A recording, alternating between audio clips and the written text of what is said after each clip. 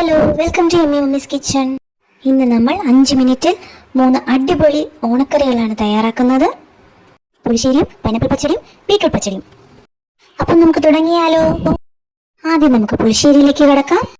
അതിനായി ആദ്യം ഒരു ചെറിയ കഷ്ണം പൈനാപ്പിൾ ചെറുതായി അരിഞ്ഞതും 3 പച്ചമുളക് കീറിയതും കുറച്ച് കറിവേപ്പിലയും ഒരു ചട്ടിയിലിട്ട് കുറച്ച് വെള്ളവും കൂടി ചേർത്ത് 1 ടീസ്പൂൺ മഞ്ഞൾപ്പൊടിയും 1 ടീസ്പൂൺ ഉപ്പും കൂടി ചേർത്ത് നമുക്ക് നല്ലതുപോലെ ഒന്ന് വേവിച്ചെടുക്കണം. വെള്ളം ഒന്ന് നല്ലതുപോലെ തിളച്ചു വന്നാൽ ചട്ടി ഒന്ന് അടച്ചു വെച്ച് വേവിക്കാവുന്നതാണ്. ആ സമയം ഇതിലേക്ക് ആഡ് ചെയ്യാനുള്ള അരപ്പ് നമുക്ക് തയ്യാറാക്കിയെടുക്കാം. 2 പിടി തേങ്ങ ചിരകിയതും 1/2 ടീസ്പൂൺ മഞ്ഞൾപ്പൊടിയും 1/2 ടീസ്പൂൺ നല്ല ജീരകവും കൂടി ഒരു മിക്സിയിൽ നല്ലതുപോലെ അരച്ചെടുക്കുക. പൈനാപ്പിൾ വെന്ത് കഴിഞ്ഞതിന് ശേഷം നമുക്ക് ഈ അരപ്പ് അതിലേക്ക് ആഡ് ചെയ്ത് നല്ലതുപോലെ ഒന്ന് ഇളക്കി യോജിപ്പിച്ചെടുക്കാം. അതിനുശേഷം അതിലേക്ക് 1.5 കപ്പ് മോരും കൂടി ആഡ് ചെയ്ത് നല്ലതുപോലെ ഇളക്കി എടുക്കുക.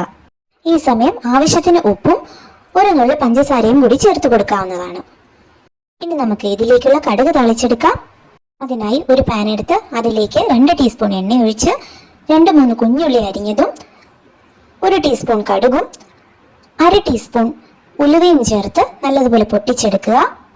അതിലേക്ക് 2 വറ്റൽമുളകും കുറച്ച് കറിവേപ്പിലയും കൂടി ചേർക്കുക.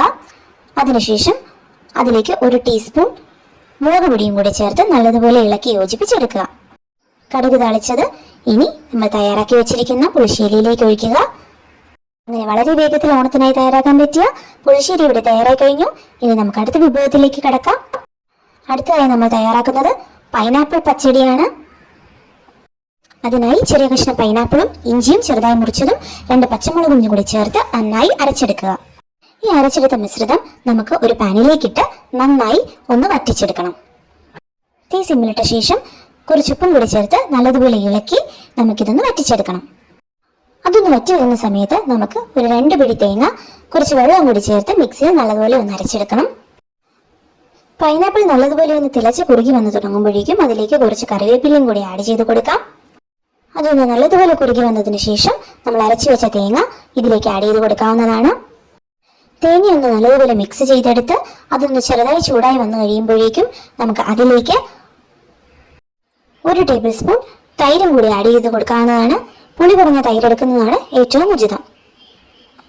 തൈരും കൂടി ചേർത്ത് നല്ലതുപോലെ ഒന്ന് ഇളക്കി യോജിപ്പിച്ചെടുത്ത ശേഷം നമുക്കിത് മാറ്റിവെക്കാവുന്നതാണ്. അതിനുശേഷം ഇതിലേക്ക് ആവശ്യമായ കടുക് താളിച്ചെടുക്കേണ്ടതാണ്. അതിനായി ഒരു പാൻ എടുത്ത് അതിലേക്ക് 2 ടീസ്പൂൺ എണ്ണ ഒഴിച്ച് 3-4 കുഞ്ഞുള്ളി അരിഞ്ഞതും 1 ടീസ്പൂൺ കടുകും 2 വറ്റൽമുളകും കുറച്ച് കറിവേപ്പിലയും കൂടി ചേർത്ത് ഒന്ന് താളിച്ചെടുക്കുക. ഇത് നമുക്ക് റെഡിയാക്കി വെച്ചിരിക്കുന്ന പച്ചടിയിലേക്ക് ആഡ് ചെയ്ത് കൊടുക്കാവുന്നതാണ്. അതിനുശേഷം ഒരു പാൻ എടുത്ത് 1 ടീസ്പൂൺ എണ്ണ ഒഴിച്ച് അതിലേക്ക് 1 പിടി ഉണക്കമുന്തിരി ചേർത്ത് ഒന്ന് മൂപ്പിച്ചെടുക്കേണ്ടതാണ്. ഉണക്കമുന്തിരി എല്ലാം ഒന്ന് പൊങ്ങി വന്നതിന് ശേഷം അതും കൂടി നമുക്ക് പച്ചടിയിലേക്ക് ആഡ് ചെയ്ത് കൊടുക്കാം. അങ്ങനെ വളരെ എളുപ്പത്തിൽ നമ്മൾ രണ്ടാമത്തെ വിഭവം ഇവിടെ തയ്യാറാക്കി കഴിഞ്ഞു. ഇനി നമുക്ക് അടുത്തതിലേക്ക് കടക്കാം. ഇനി തയ്യാറാക്കുന്നത് ബീറ്റ്റൂട്ട് പച്ചടിയാണ്. അതിനായി ഒരു ബീറ്റ്റൂട്ട് ചെറുതായി അരിഞ്ഞതും ഒരു ചെറിയ കഷ്ണം ഇഞ്ചിയും 1 പച്ചമുളകും കൂടി മിക്സിയിൽ നല്ലതുപോലെ അരച്ചെടുക്കുക. അരച്ചെടുത്ത ബീറ്റ്റൂട്ട് പേസ്റ്റ് ഒരു പാനിലേക്ക് ആഡ് ചെയ്ത് അത് നല്ലതുപോലെ ഒന്ന് കുറുക്കിയെടുക്കണം. ചെറുതായി ഒന്ന് കുറുക്കി വരുമ്പോഴേക്കും അതിലേക്ക് കുറച്ച് കറിവേപ്പിലയും ഉപ്പും കൂടി ആഡ് ചെയ്ത് നല്ലതുപോലെ ഒന്ന് കുറുക്കിയെടുക്കുക. ആ സമയം ഒരു മിക്സിയിൽ 2 പിടി തേങ്ങയും 1 പച്ചമുളകും കൂടി ചേർത്ത് അരച്ചെടുക്കുക. കുറുകി വന്ന മിശ്രിതത്തിലേക്ക് ഈ തേങ്ങയും കൂടി ആഡ് ചെയ്ത് നല്ലതുപോലെ ഒന്ന് ഇളക്കി യോജിപ്പിച്ചെടുക്കുക. അതിനുശേഷം അതിലേക്ക് 2 ടേബിൾ സ്പൂൺ തൈരും കൂടി ചേർത്ത് നല്ലതുപോലെ ഒന്ന് ഇളക്കി യോജിപ്പിച്ചെടുക്കുക. ഇനി നമുക്ക് ഇതിലേക്കായുള്ള കടുക് താളിക്കണം. അതിനായി ഒരു പാൻ എടുത്ത് അതിലേക്ക് 2 ടീസ്പൂൺ വെളിച്ചെണ്ണ ഒഴിച്ച് 3-4 കുഞ്ഞുള്ളി അരിഞ്ഞതും 1 ടീസ്പൂൺ കടുകും 2 വറ്റൽമുളകും കുറച്ച് കറിവേപ്പിലയും കൂടി ചേർത്ത് കടുക് താളിച്ചെടുക്കുക. ഈ താളിച്ച കടുക് പച്ചടിയിലേക്ക് ആഡ് ചെയ്ത് കൊടുക്കാവുന്നതാണ്. അങ്ങനെ നമ്മുടെ 3ാമത്തെ വിഭവം ഇവിടെ തയ്യാറായി കഴിഞ്ഞു. ഓണക്കറികളിൽ പ്രധാനപ്പെട്ട 3 വിഭവങ്ങൾ നമ്മൾ ഇന്നിവിടെ പരിചയപ്പെട്ടു കഴിഞ്ഞു. വളരെ എളുപ്പം തയ്യാറാക്കാൻ പറ്റിയ വിഭവങ്ങളാണ്. എല്ലാവരും ട്രൈ ചെയ്ത് നോക്കണം. ഓണത്തിന് ഇത് ട്രൈ ചെയ്ത് നോക്കി എല്ലാവരും അഭിപ്രായങ്ങൾ അറിയിക്കുക. വീഡിയോ ഇഷ്ടമായെങ്കിൽ ലൈക്കും ഷെയറും സബ്സ്ക്രൈബും ചെയ്യുക. ഇതുപോലെയുള്ള കൂടുതൽ വിഭവങ്ങൾ കിട്ടുവാനായി ചാനൽ എല്ലാവരും ഒന്ന് സബ്സ്ക്രൈബ് ചെയ്യുക. ഉടനെ തന്നെ അടുത്ത വിഭവമായി വരുന്നതാണ്. Thank you for watching.